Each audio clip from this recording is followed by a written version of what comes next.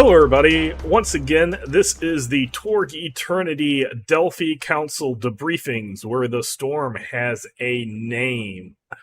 To begin with, I wanted to let everybody, either viewers and or listeners, know that the reason JM hasn't been in the last few episodes is he is having to step away from the Torg DCD because a couple weeks ago he was in he had to be admitted to the hospital.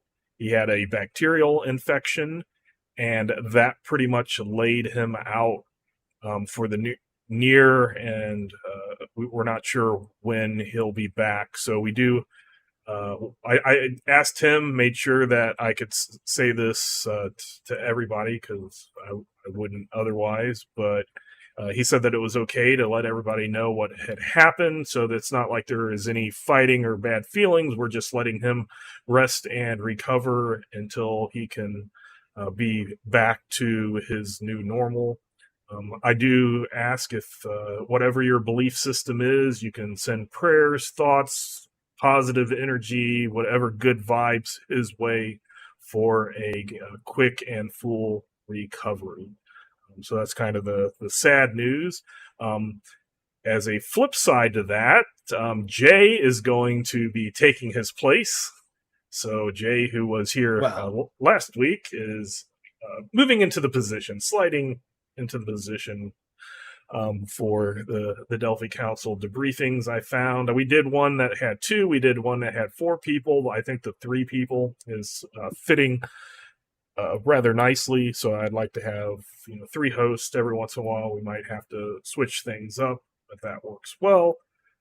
We will be doing Living Land Part 2, talking about a bunch of inspirations, Game Master, Storm Knight tips, tricks, talk about Barak Ka and his Darkness device, Rek Pakken, as well as other things.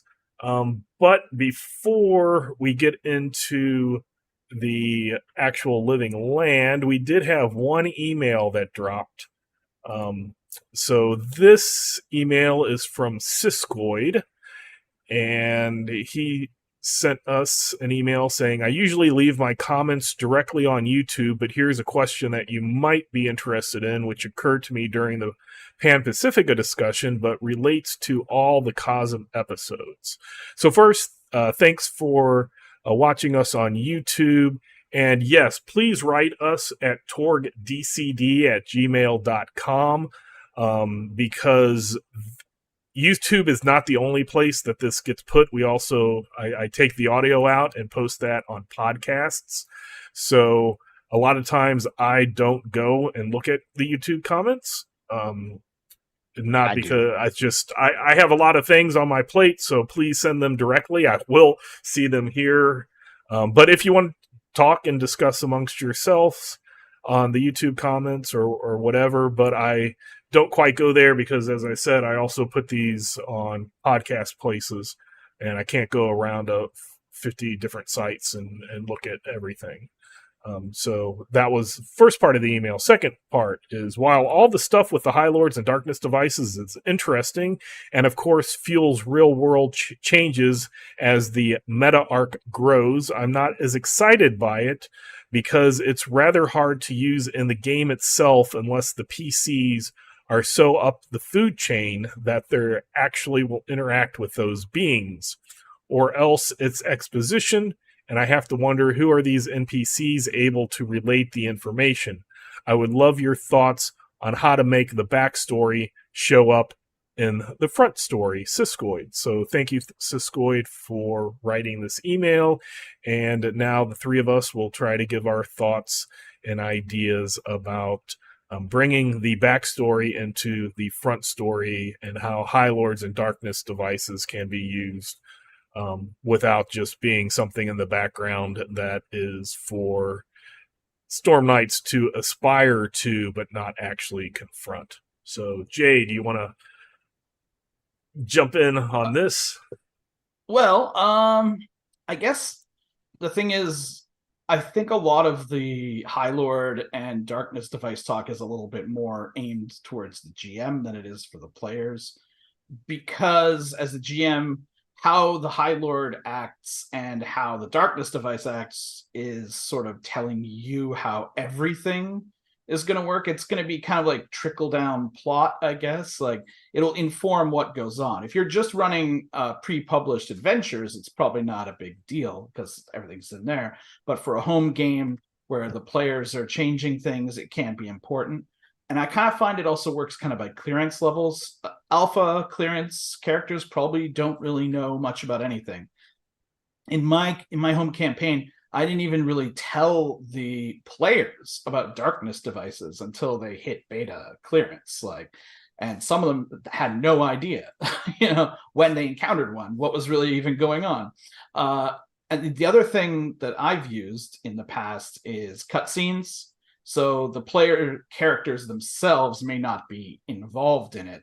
Um, they might do something, and then I might show a scene with one of the High Lords or one of their lieutenants doing something else somewhere else. And the characters don't know about it, but the players do. So sometimes it's more for the players than the characters. And then I guess lastly, I would also think it depends on the High Lord, because some High Lords, like Mobius, are very in your face and he can show up at a moment's notice. You never know what's going to happen. Whereas you're probably not going to be meeting whoever the High Lord, one of the High Lords of Tharcold personally very often. So it kind of depends on where you are too. Thank you. And Mark. So if you're gonna do if you want to have the bad guy in the story appear, which I think is Siskoid's point, is we've got these bad guys, and how do you make them not just an afterthought over here, like, hey, I'm a plot device, blah blah blah, and they actively get involved without being like, I show up and I squish everybody, okay, roll new characters because you just got killed. You really have to look at how you're setting it up by cosm and whatnot, and I think you can do it, and I think you can do it at any level, alpha, beta, gamma, whatever, and not be like hitting them with a club or a clue by four kind of thing. I mean, like in Isle, you can have Pella Ardene in court, and you can show up in court and do stuff in court, and Uthorian shows up in court, and so do a bunch of his minions, and then they're doing something and they go away, and you're just kind of sitting there going, oh my. If you wanted to have that same interaction, if Uthorian showed up with a whole bunch of guys, that interaction happens, but it happens over here, whereas because you're alpha clearance Storm Knights and you don't have the juice to even look at him hard, right? You could deal with this subset of minions that you fight, and the other battle is happening over here where the higher lords like Tolwyn and all the rest of them deal with it. Pan Pacifica, Ryko could call you in for a board meeting, and you have this interaction with her. You're never expected to do anything. There's no combat there. You're going to get squashed, whatever. Nile Empire to me is really the risk that you run if you're going to do something like that, and it's also the safety valve. But it gets to the point where, like, Rod will tell me I have the reputation of my bad guys always escape, and I set it up so that they can. Well, to avoid, I mean, that's because that's a trope in the Nile, right?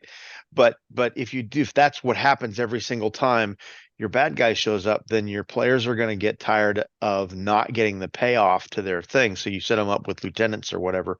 You can have the insidious Wuhan show up on a display screen talking to the lieutenant, and you beat the lieutenant, but there's no way you can get to Wuhan because he's just a picture on a screen. I wrote a mission for Tharcold in a home game where Volkov shows up at a ceremony that you're at, honoring you for your heroism in the Blasted Lands, Ukrainian Gambit, and he kind of gets you kind of save him, if you will, and anyway.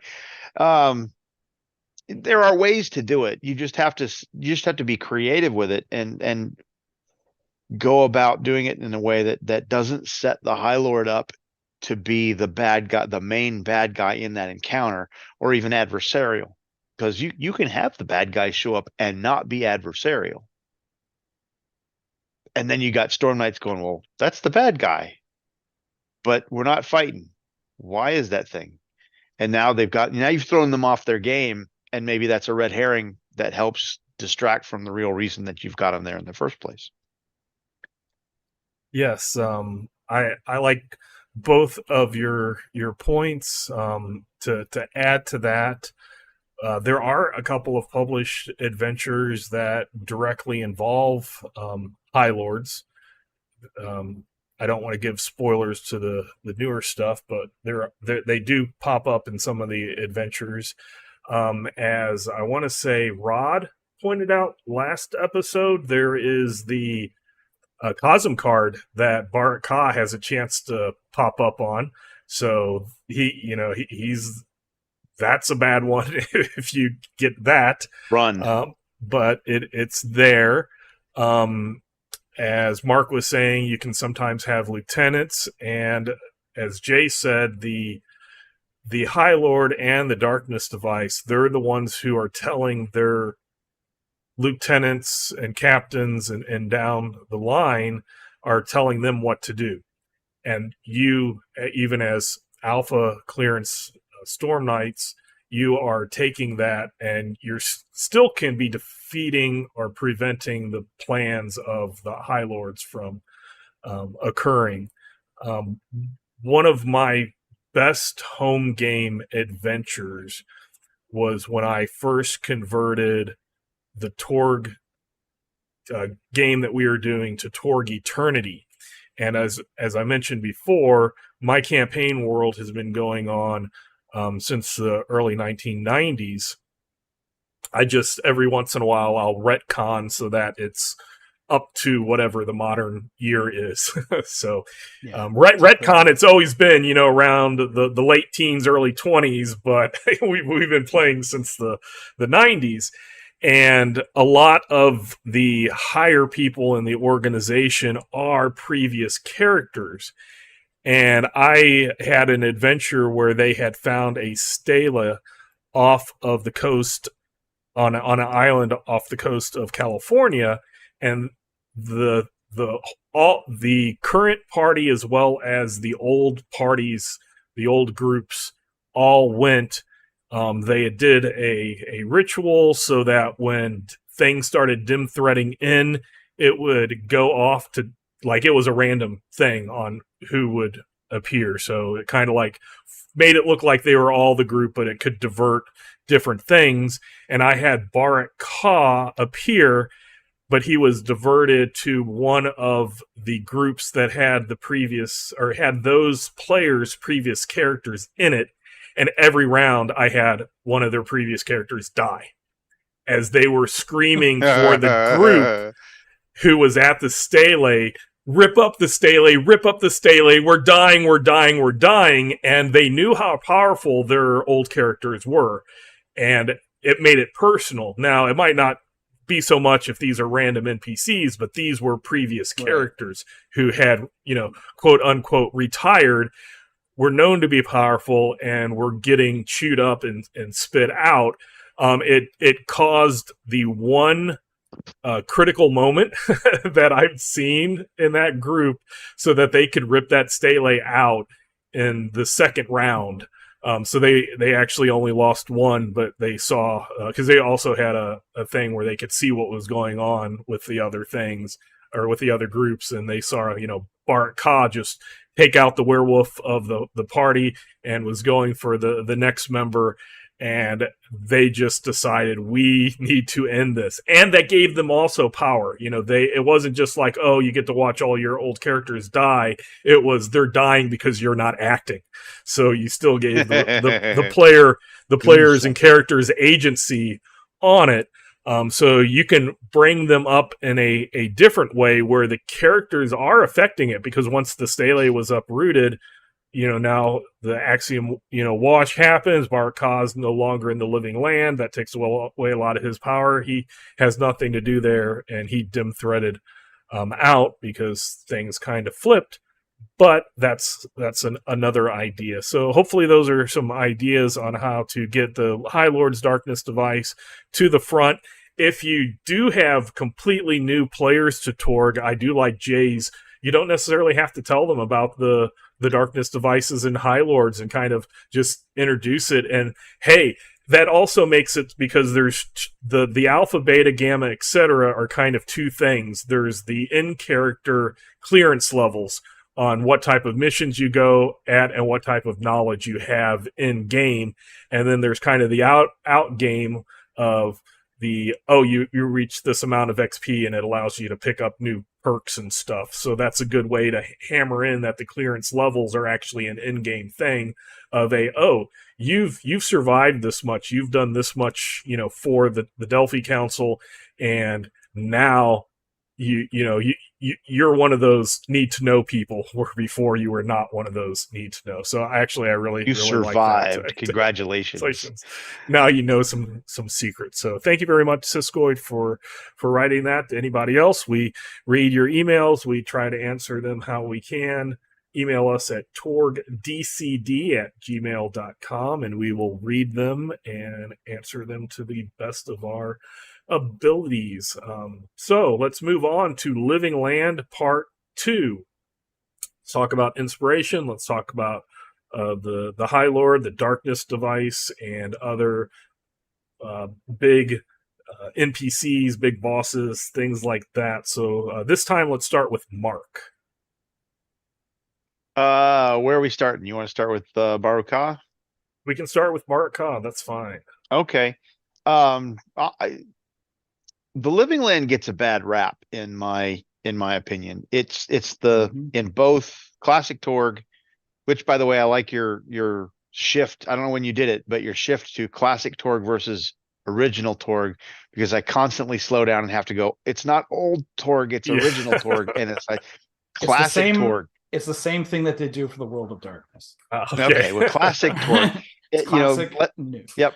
Living Land showed up first in Classic Torg. Living Land showed up first in Torg Eternity. It's been around the longest for as a game system, and some folks get tired of it because it's been around the longest, and so it's the one that's been fleshed out the most, right? So like, oh, we're going to Living Land again, except that this Cosm has the most, I think, the most flexibility of all the Cosms, with all of the things that you can do from a plot point perspective, from a High Lord perspective, soup to nuts. And as you pointed out last week, Liam, Baruka is more successful at invasions, at prosecuting an invasion, harvesting possibility energy, and moving on than any other High Lord. He's also the best match to his darkness device than any other High Lord. Possibly, yeah, he's the best match as far as his High Lord, and he get along the best. Now, that's not to say that Rek Paken is not looking for, he's darkness. You always have to have plan Bs. That's right. They're always on the lookout for somebody else, and we'll get into that. That's where Thrakmos comes in my opinion, as the only candidate that's even close to being considered by Rek Paken, because that's how good Baruka is.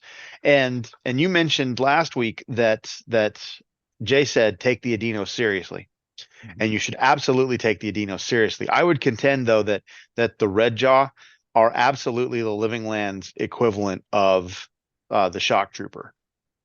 They really are. Now, you need to take the Adino seriously, because their tribal setups, you piss off one tribe, and now you've got a whole tribe and potentially a whole clan against you, because that tribe, the clan knows the tribe, they don't know you, and so if you piss this tribe off, they go to the clan and say don't trust them, and now the whole clan looks at you and goes, huh, and now you have the outsider.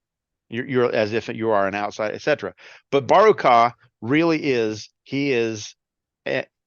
a very, very efficient general. He knows how his troops work. He knows how his invasion should be prosecuted. Is he bogged down in this one? Yes, he is, for reasons that he hasn't encountered before. And keep in mind, this is the first time in cosmic history that 7 High Lords have dropped into a single Cosm.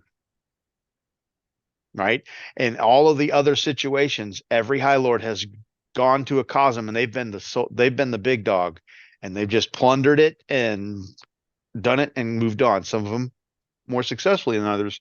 And Baraka is the guy who knows exactly how to do that. And he's getting ready to fire some stuff up. From the standpoint of the Cosm cards, the eyes of the Tsar, I tend to pull that out because it can be derailing. But if you plan for it, you can have them pop in, and you almost have to have a full act, in my opinion, at least 2 or 3 scenes, because if Baraka drops in at any one point, the smart Storm Knights are gonna boogie because they can't stand toe to toe with him. They really can't. Um, there are some players who think they can, but run. So okay, you have a mission you're on. Baraka shows up. Now you're going to need, as a game master, you're going to need a couple of 2 or 3 scenes to where you have to, DSR to get away from him, something like that. And now you're in the deep mist, in the deep jungle, and you don't know where you are. Okay, so now you got a couple of scenes to get back on track without, because Baraka's looking for you, and the Red Jar out hunting you, and so as Rod pointed out, this place is full of food as long as you don't become food first. So something's trying to eat you while you're trying to run around. Take 2 or 3 acts to get, or 2 or 3 scenes to get them back on track. Have that prepared on what you want to do. But I think that treating Baraka as just an ignorant savage who doesn't know what he's doing or is bumbling in some way is just absolutely not treating him properly, because he is cunning and he is smart. I mean, he's a High Lord, right? You don't get to be a High Lord if you're an idiot.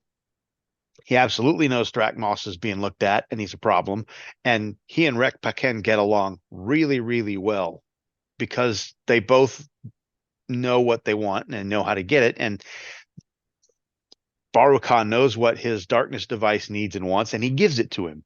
And because he gives it to him, Rek Paken gives Baraka what he wants. It's a symbiotic relationship. These guys get along really, really well. Jay, your thoughts? Well, I guess the thing with Baraka, it does mention that becoming Torg is his ultimate super long range strategy, which he doesn't even really think is happening anytime soon. So he's really focusing more on becoming a god, not super ultimate everywhere god, but just a god, So a lot of his things focus that way. And that is actually something that's potentially achievable for him. So that's definitely something for Storm Knights to worry about, because right now Lanala is, even though Baraka is the Tsar and the High Priest of Lanala overall seems all right.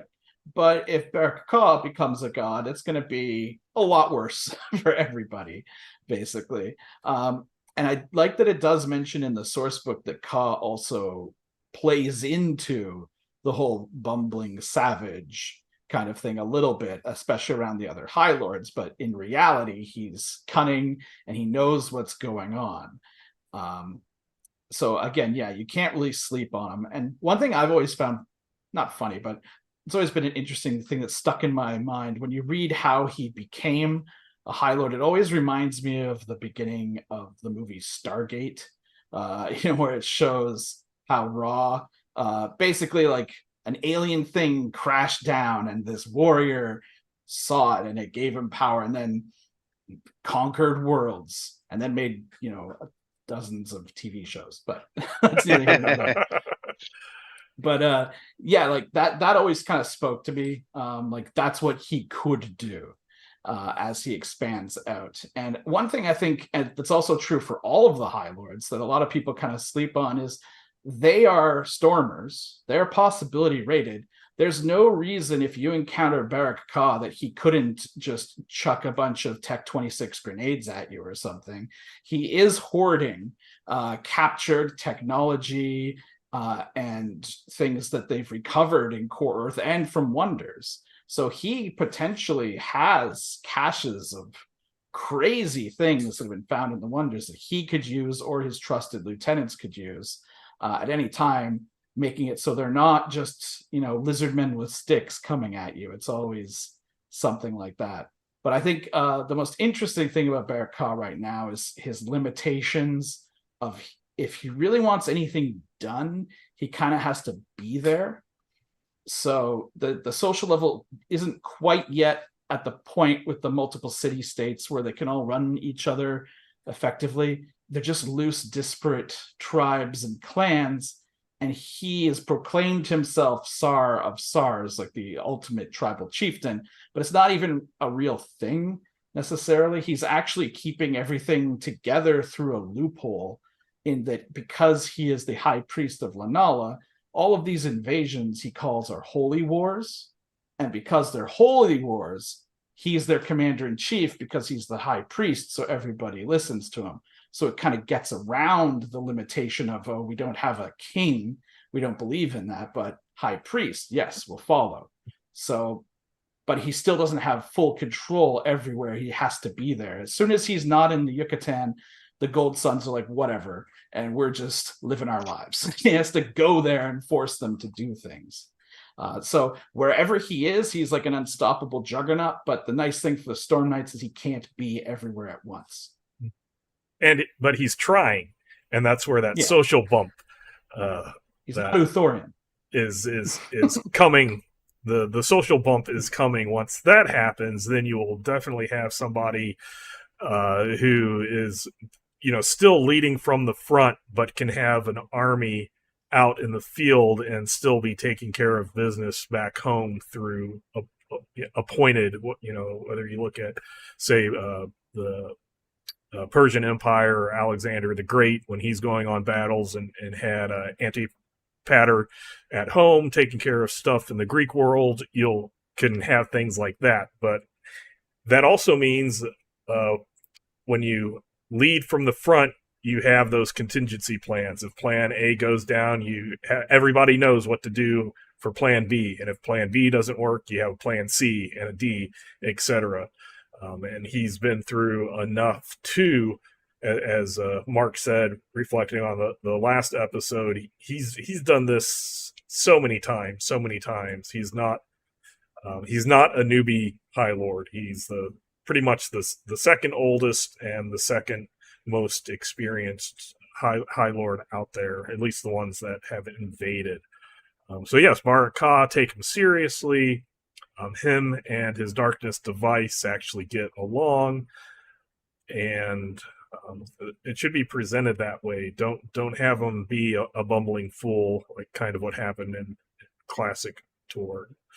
Unless like Jay said, because he uses that as a tactic against the other High Lords, and he knows it, right? He knows they think he's just an ignorant savage, and so when he finds somebody who's going to play off of that, he'll suck him in with it and then take advantage of it. Play him that way as long as he's going to use that tool, but he's not. Purposeful. Right. Yes. But it's a front, not him. Correct. Okay, so let's go to Jay. What are your before we continue with other Living Land things, inspiration, TV shows, movies? You mentioned Stargate, which was kind of interesting as going to other worlds and having that happens. Not exactly Living Landish, but the patterns there. So that was actually really good. For wonders as well, but I think for me, Living Land, I always think back to those old dinosaur movies like from the 50s, and like Journey to the Center of the Earth, The Lost World, that kind of stuff. Because the thing is, when you compare those movies to stuff like Jurassic Park these days, it's often more about the exploration. There's dinosaurs with horribly bad effects, yes, but it's more about the journey, and it covers a lot of the Living Land tropes a lot more than modern movies. I just before this started, I watched the 2017 Jumanji, because I also really enjoyed the previous Jumanji, which also gives some good jungle action. And the new one, it was great and all, but it didn't really have as much appropriate for Living Land kind of stuff. I think a lot of the older movies made long before I was ever born. They kind of capture it a bit more. Also, I don't remember what year it was. Like one of the original Jungle Book movies that was actually made in India. I can't remember what it was called or what year it was. I just remember watching that, and it just had a much bigger, like better flavor for it. It would have things like the actual animals speaking, but looking ominous. The giant like rubies that hold the avarice of man, and it kind of shows the difference between like the humans versus the wildlife and everything. And then of course there was a slew of TV shows, which I'm kind of forgetting all of their names right now, but you know, like Beastmaster and all that kind of stuff. But yeah, it's just always been sort of those more pulpy classics for me. I never really watched Tarzan, to be honest. So I had a Tarzan comic book. That was literally my only exposure to Tarzan as a kid. So I can't really use that. Mark, inspirations. The very first thing that pops to mind is, and I'm old enough to have seen this. I don't know if Jay is or not. Saturday morning cartoons, Land of the Lost. That is what comes to mind to me when we start talking about the Living Land, because you got Will and Holly and them going in the raft, and they get sucked in, they go over the falls, and they end up in the Living Land. I mean, it's the Living Land. It really is. And they have to, they're core earthers in the Living Land from a Torg eternity perspective, surviving and taking on things. And they've got the wonder with the Slee Stack and all of the stuff going on with them, and the red and the blue crystals and all this. For me, that's the kind of thing that really strikes uh Living Land. The movies that Jay mentioned, the Ray Harryhausen stop motion effects, which, yeah, they're not up to par, but you know, if you've got an affinity for those, the Clash of the Titans and all of that kind of stuff, then it's nostalgic. Yeah, it's not CGI and all the rest of it, but it's a whole different art form that if you watch any of this, the making of, to see how they do it, it's just labor intensive and really, really fascinating how they put that together and whatnot. Anyway, there are a number of, and I forget the one. It's not Land of the Lost. It's not Lost World. It's a more modern version of a German U-boat that goes into a lost world, and they sail into through a cavern in Iceland or something like that, and they come out into a prehistoric world, and they have to figure out how to get out before it all destroys. Comic book wise, if you want to look at it, the Warlord from DC is the Living Land, a favorite of mine. Mike Grell was the artist on that for the longest time, and I think he's showing up at Dragon Con. I got some art from him last year. That's a really good, the Warlord is a really good Living Land paradigm, where he flies through a hole in the pole in an SR-71 Blackbird and crashes, and his survival kit is a pistol and like 5,000 rounds of ammunition. That's his survival kit, which is, whatever, we're not going there. But and so he ends up with a long sword and his pistol and a winged helmet and a fur bikini, and that's the Warlord. Great comic book. Let's see. That's probably all I can pull up off the top of my head right now. The Jurassic Park stuff, clearly. Yeah. To add just a few things, Skull Island from the King Kong stuff that kind of gets there. A lot of, like Jay said, the pulp Lost Worlds type comics out there, the old Tarzan. It kind of borders along Nile Empire, but things like Doc Savage and things can end up there. I completely agree with Mark on the Land of the Lost. That's kind of the first thing that pops into my head. As well, the Jurassic Park, I can see that as a lot of mixed zones, core Earth / Living Land mixed zones, where. And Land of the Lost, not the new movie they made. Not the new movie, the Saturday morning thing. Right. Okay, just to be. From the You always have to I say watched him Will back Ferrell, no. in the 70s, but it might have been a Yes. 60s movies or TV series, whatever. No, it was 70s. It was What- Saturday morning cartoons from Saturday 70s. So Anyway, sorry. So yes, that I know all of that. it. I just never saw it. That's some things, but again, you can go all the way to like what Jay said and look at Stargate, something a little bit different that doesn't immediately pop out at you. And that's what wonders are. You can, as a game master, you can make up whatever you want and have it be a wonder.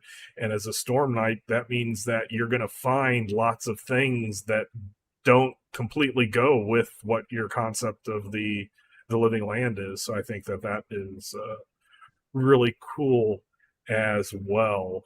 So now I'll just open it up to everything and anything living land wise, whether it's some NPCs you want to talk about, or adventures, or what you've done in your own game, or ideas, tips, tricks for game masters and Storm Knight. So let's go back to Jay. Well, as far as NPCs, we've already talked a little bit about Thrakmos, so he's probably a good one to go into. It was very interesting to see that when the Living Land source book came out.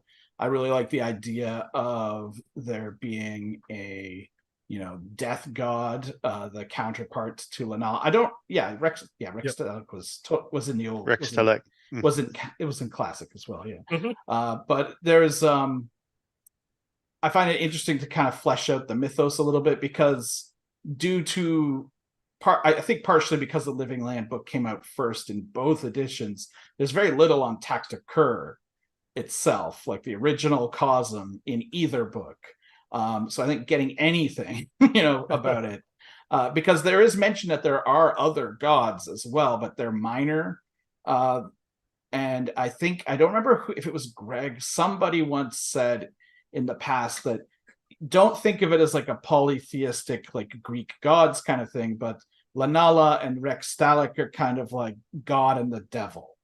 It's more of that kind of thing. And then the other gods are probably more like they're more like powerful spirits, probably, that are worshipped by local tribes. But I mean, who knows? But so finding more about that was interesting. And then just seeing, it was just a very cool aesthetic, the Z-Rexes and the Skeleraptors and all of that stuff.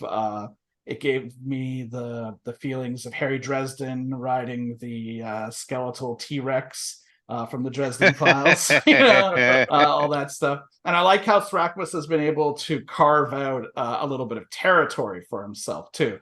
And Berka can't really deal with it right now, or at least Rekpakin is saying, don't worry about it, and he's like, okay. But it's sort of like stuck there, and it runs counter to what he's doing, of course, because the whole idea, like, he's not there to kill everybody, he's there to convert it to living land so he can suck the possibilities out of everyone, whereas Thrakmos is just killing people and raising them as skeletons or whatever, and that's not helping with possibility energy. So at some point, Baraka is probably gonna have to do something about it.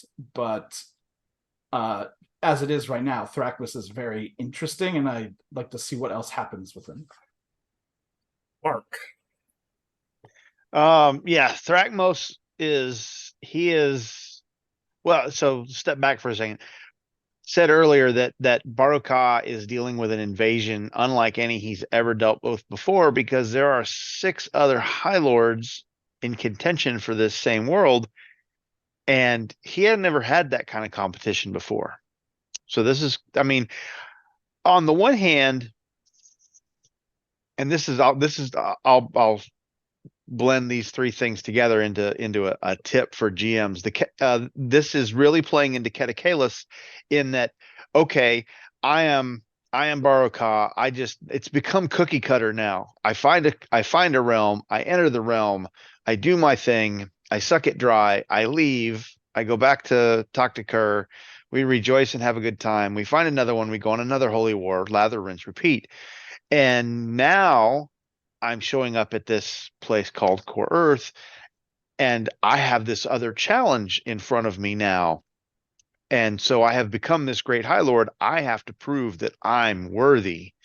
And this challenge has, I need to prove that I can survive in these other powerful individuals. I've never met peers before, and now I have peers all over the place. And so I think Baruka really is reveling in this thing that he's never had before.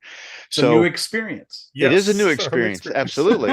And so he sees that, like you pointed out, becoming a god so that he can be an equal to Lanala is a stepping stone to becoming Torg, which is also, both of those are new experiences. And so all of this is combining to feed his version of Ketekalis. And as a tip for game masters, you want to set your living land apart, and you want to make sure that there's a clear divining line between take the Adino seriously and the Red Jaw.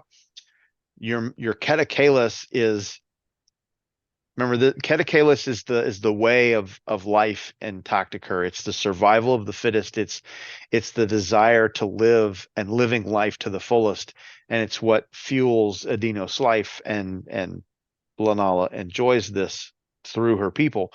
Well, Baruka, the high priest, is kind of twisting Ketekalis a little bit into a more militant version, and all of the other Adinos that want to push back but don't have the power, or don't have the. This is going to be very interesting when the social level pops up a notch, because they don't currently have the organizational capability right now to do anything about it. Individual tribes look at it and go, I don't think that's right, but I don't really know what we're going to do about it. Let's go over here and grab some food so we can eat and not die. When that pops up a little bit, now they're going to start networking and find out there's other tribes that agree with them. And all of a sudden that's going to become it's going to be difficult for Core Earth and for everybody else to deal with, but it's also going to be difficult for Baruka to, and I don't know that he's thought that one through yet. But for the game master, set up your Ketekalis between the Red Jaw and Baruka's forces versus all the other Adinos this way. Ketekalis for Baruka and the Red Jaw is a lot like how the Klingons in Star Trek like to go to, there's a sect of Klingon who war. That's how we do it. And that's where you get your glory. And that's how everybody knows you're a good Klingon, and you raise in rank is by fighting, blah, blah, blah, blah, blah. That's Baruka's version of Ketekalis. The other version of Ketekalis for the Gold Sun and the Blue Spine and the Ghost Clan and all the rest of them is the version of Ketekalis that Worf runs around with, which is honor. That's how you show people you stick to your honor. And you've got like dark side, light side, paladins versus the evil guys. And so everybody else is like, we keep our word, we do what we say we're going to do, we want to survive and all this other, but the honor of the tribe comes before. And the Red Jaw are just like, I'm in a fight, blah, blah, blah. I came out of the fight, I'm better than you. And so you can set your Adinos apart by taking Ketekalis, the two sides of that Ketekalis, which really meshes together, in my opinion, to present that the living land ideal. I kind of look at the Red Jaws almost as like a cult of personality too. Mm-hmm. Like they've bought into Baruka's version of Ketekalis, but almost even if he fails, it just makes them like him more. Right? Like they perceive it as trials or something, and it just gets so his base just gets more and more fanatical the longer the war gets, and as other tribes or clans are like, maybe we shouldn't be doing this.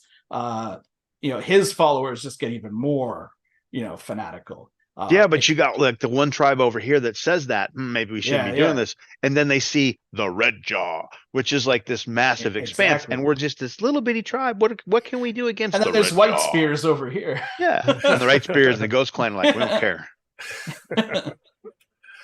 No, so yes, there is a lot of potential in it. It's not just everybody agrees with everything. There are already shown in publications on differences between the different tribes, different clans, Baruka's goal versus other ones like Thrakmos, who I think is one of the more interesting plan Bs out there. For lack of a better word. Yeah. I like the idea. I'm glad that he was brought from the Temple of Rex Select from classic Torg into Yeah. Torg Eternity. That was a good move by people that were here before us. That we get to expand. We have a good, cool thing to expand upon, and there's lots of things you can go as with wonders and with living land as well. You can bring out if you want, and this is one thing that it's going to affect different groups differently. Some will really like it and other ones won't. You can bring up the survival aspect of it, where the journey is just as interesting and maybe even more interesting than the destination. There's a lot of good stuff that's been published in the source book and in the core rules that talk about environmental hazards and dangers and things like that you can set your Storm Knights up against. So game masters look at that. Storm Knights look at different ways to different approaches to doing things. It doesn't need to always degrade down into I'm in the living land, let me beat up on a bunch of lizard men, as Jay and I think even maybe Mark and because we always talk about how wonderful the first walk adventure is. Yes. Where you get you really get into learning a little on how the Enos think and how the reasons behind their culture and their religion and things like that, to make it more personal. And Rod said this last time, with the social axiom, they're not doing it, or in Storm Knights, you're not necessarily doing it for a nation, for the world. When you go into the living land, you do it for the locals. You do it for this, one family, this tribe over here, more centered. And that's kind of how the Enos themselves look at it. And it starts at the bottom and goes up instead of starting at the top and going down. So other thoughts about anything, Jay? Well, talking about the traveling and going through, the difficulties of going through the jungle. One thing I found was really cool is there's an adventure on the Infiniverse Exchange called The Road to Philadelphia. It's by David Chart. It's essentially day 2. Like it's a direct sequel to the day 1 adventure. You're supposed to still keep using those day 1 characters, and you're basically a bunch of refugees heading to Philadelphia. But the interesting thing I found about it is that it does not measure anything by miles or hours. Everything is measured by days. It's basically all in living land kind of units that they would understand. And I felt that really helped explain a good way of doing it, because even in the Living Land source book, it's like, oh, well, you can travel this many kilometers per hour if you are in this kind of terrain, and if you want to hurry, you could do. But how often do you really care about the specific amount of kilometers? It's almost always going to be abstracted into scenes anyways. So I found that was actually a very interesting way of handling things, and I would advise DMs to check it, or GMs to check it out. Mark. So it's been mentioned twice now, once in the last episode, and Liam just mentioned it, and I'm going to reiterate it so that if you didn't get the point, you should go find the Living Land missions, but the Delphi missions Living Land book, and find First Walk. Even if you're not going to run it, read it. It is it's one of the best adventures published out of all of them for all of Torg Eternity, in my opinion. It is a great adventure.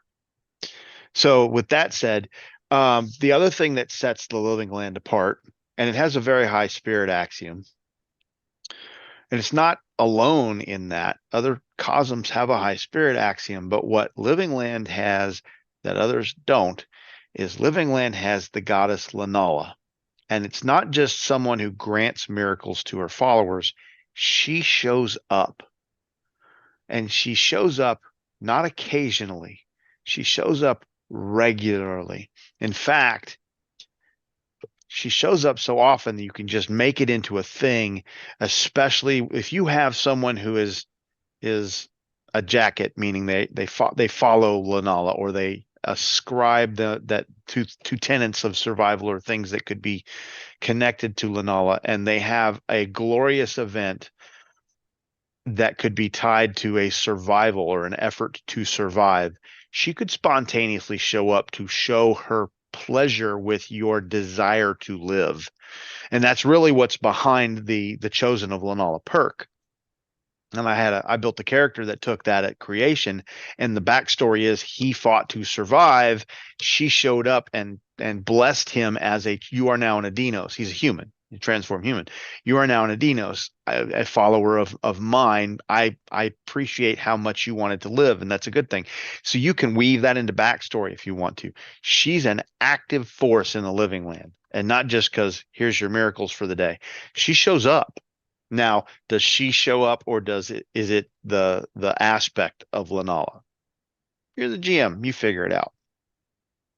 Though don't ask for it too many times. No, because then she gets ticked off. I already did one for you. You've had yours for the time.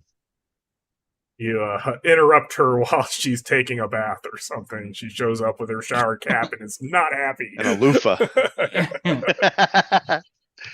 The loofah of displeasure. No, all really good ideas. One thing that I forgot to say earlier when we were just talking about Baraka showing up, Game Masters, if you wish to have that Eye of the Tsar card in there, that and it's one of those things. Is it cheating or not? Kind of depends on you and your group. If that group has that tank or that stash of law rockets that they always try to requisition whenever they go into the living land, that's a really good way of delaying Barak Ka so that you can get away. Okay, he's going to fight you unless you put that tank going that way and smash into him, or unless you take all those law rockets and shoot that cliff and knock it on him and run away. So it's a way to, I don't want to necessarily say take away the toys, but have them use those resources in ways. And then they don't just get slaughtered by a High Lord with tons of possibilities and a darkness device. You also don't have to make it Barak Ka. You could just, if you roll the 6, you could just have it be whatever the local big bad guy is. It doesn't have to be Baraka. Well, I mean, if you want to raw, the card says Baraka shows up, but sure, if you want to have a champion, a beta tier champion show up for alpha tier Storm Knights, sure, that Redbane, have Redbane show up. Yeah, or someone with Redbane stats, Sure. Yeah. So, always change, twist things, because then every time they see a card, they're going to be like, oh, okay, this again. And it's always better to twist things up and throw some red herrings out there and have things happen a little bit differently each time, so it isn't just on repeat over and over. So what else, Jay, do you have about anything, everything, living land? Well, one thing we kind of discussed last time, or at least I mentioned, is how Isle has the cantrips and everything, and there's a lot more just weird magic stuff. And so without giving spoilers or anything, the first walk adventure that we all keep talking about does mention just a bunch of other spiritual stuff that can happen just wandering around in the living land. If you are out amongst the trees and you concentrate and you get a good enough faith test, you could just know if there's something around you, if there's unbelievers around, that sort of thing. And those are just examples of what can happen. So in my game, I like to have more of the spirits available. So players who are, jackets, and I used to pronounce it jackets, just like all I the still time. do. But then my players just call them coats. So so I've started accentuating it to be jackhats instead. But so as long as you're faithful of Lenala and you could do a faith roll, you can sense unbelievers in the area. Or I would let people use faith instead of survival to navigate things like that. That's a good one. Yeah, always be up for different ways to do things in different realities to pull those things, because the spiritual axiom is 24, which is the same as magical axiom in Isle, where you do have all those cantrips at 24, and you don't necessarily have to have them perfectly the same. So it's a little Right. more fluid, and it might be not exactly what the player asked for, but the game master can then uh, add a little, difference, because this tree spirit over here is going to talk different than that waterfall spirit over there. Mm-hmm. So you can bring in that, definitely. Let's go back to Mark.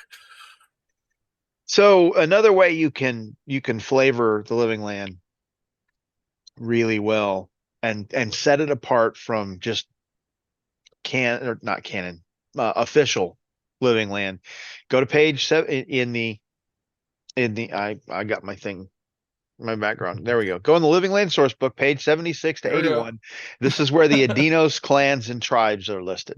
And Okay. you'll notice that every clan has the same entry. They have a location, they have non-Adinos jackets, whether or not they have them or and how often. They have the name of the chieftain, they have the name of the champion, and then they have some paragraphs describing who they are. And then some adventure seeds so that you can use them.